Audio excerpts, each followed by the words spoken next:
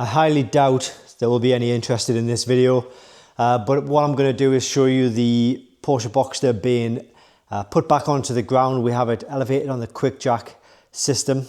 So we've got the quick jack system. We're using a Knockout Boost Plus for the power, and this is where all the hydraulic fluid is, and then these are the hydraulic lines which go towards the jacks. So we've done a little bit of work on this car, and now we are ready to drop the car. So what you'll notice though is that these are kind of locked in place on both sides. You kind of have to push it up, you put it up to the maximum, then pull it down a little bit so this locks in place. So we need to lift this a little bit so we can unlock it, if you like, if that makes sense.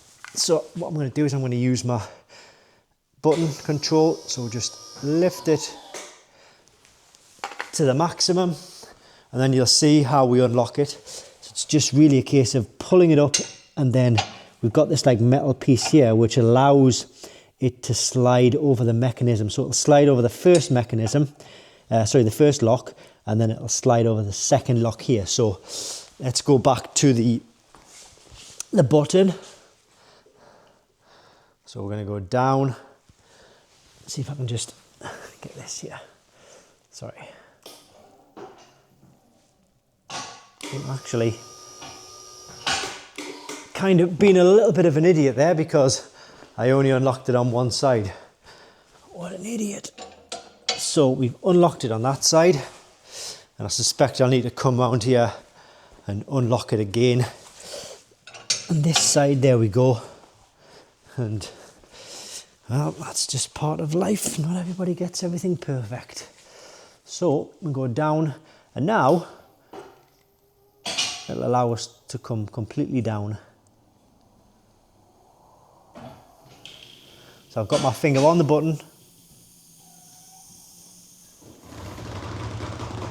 What you do is you just keep, even though the car's down, keep the finger on the button to allow the jacks to completely go back to their completely flat position, as flat as possible. So that one is completely flat. Let's have a look at the other side. It's completely flat as well. And then we just need to basically remove them out, and then we can get the Porsche Boxster out of the way.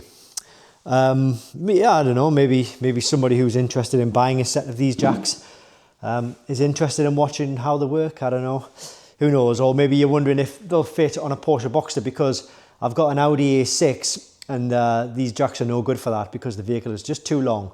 But this will fit on the Boxster, no problem. In fact, while I'm here, let me just show you this, because you've got like these chock blocks which I've been using. So they're the smaller ones, but the kit comes with like taller ones as well. So let me just see if I can show you that. There you go.